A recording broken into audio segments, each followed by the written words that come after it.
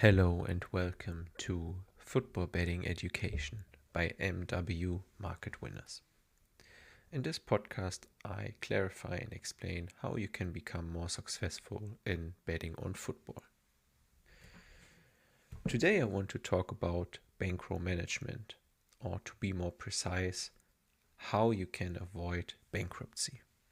This is the most important thing. You want to stay in the game of betting as long as possible, and you don't want to lose all your money. Of course, you will always have bad weeks, bad days, and you will lose money with every kind of strategy, but you want to stay in the game and you want to avoid bankruptcy as a somehow professional sports bettor. So first step to avoid this is define your bankroll. How much money are you putting aside for betting? How much can you afford to lose in general? Because in the beginning, even if you find strategies, models, whatever that you believe will make you rich or will make you successful, you will likely fail a lot of times. So don't put all your money in this thinking you will definitely succeed from the start. So put up that money and then start to calculate what is the optimal stake size. So a lot of professionals and people who are working in this field advising on something like 1%, maybe 2%. If you're really, really bold and have a high tolerance for risk, maybe you go up to 5% of your bankroll. But in general, beginners should stay with the 1 to 2% of their bankroll. So what does this mean? If your bankroll is, let's say, 1,000 euros, maximum you bet on a single event is 10 euro for 1% or 20 euro for 2%. If your bankroll is lower, if it's 100 euro, then it's only 1 or 2 euros that you bet. And you shouldn't say, okay, I have only 100 euros, so I should start with 50 euros.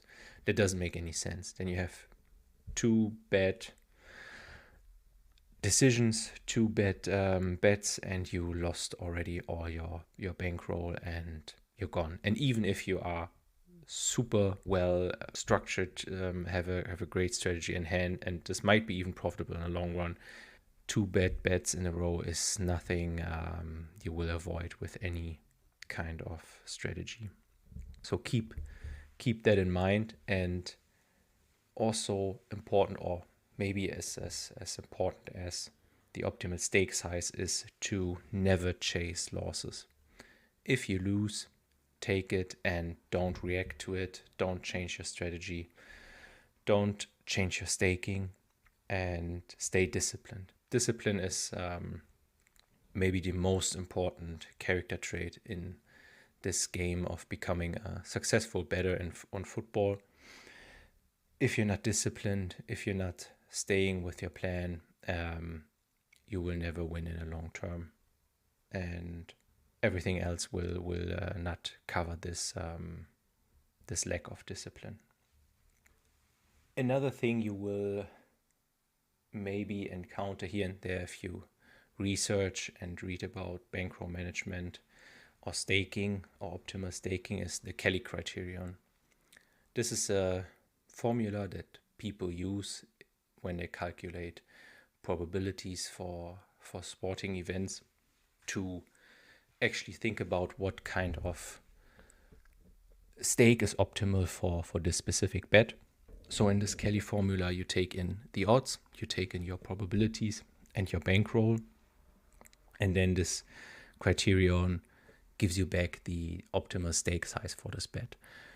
But I would advise beginners to stay away from that, because even professionals are rarely using the Kelly criterion. Maybe they use a fractional Kelly, so instead of saying, okay, this Kelly formula gives you this amount of money to bet, they use half of what the formula would say, or even a third or a fourth of that. but very rarely the whole amount of money. It is designed to maximize your returns. That is true. That is scientifically proven by many people, but it is also very, very risky. And you need to understand that this game of calculating probabilities is very tough, and it's hard to beat the bookmakers in it. So even if you have good probabilities, you probably don't have right probabilities, or you will have some kind of flaws in it in the beginning, and it's likely that you will lose a lot of money using it in a wrong way or without caution. So as I said, it's most important to avoid bankruptcy, and that's why I would also advise to stay away from the Kelly criterion as long as it makes sense, and especially in the beginning. In general, the Kelly criterion has one thing that I would say is also good in translating in general when you think about bankroll management, and this is having the odds in mind.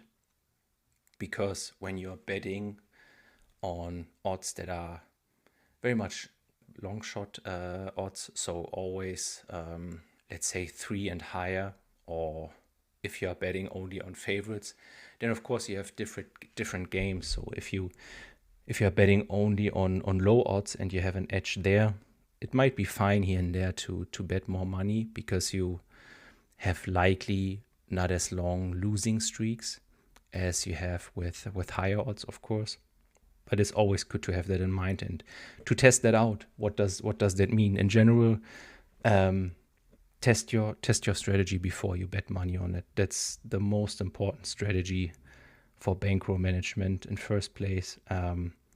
Test it out before you stake anything on it, and then you will also see what is a realistic bad luck streak for your strategy, because you can maybe estimate it, but you cannot be sure if 10 or 20 bad bets are a likely bad luck streak. Is that something that occurs every month? Is that something that occurs only once a year? You should test that and make sure that you protect your money at all costs, and think like someone who's getting paid to take care of your money, so you only make the best decisions and avoid decisions of lower quality. Thank you, and I hope I see you in the next episode.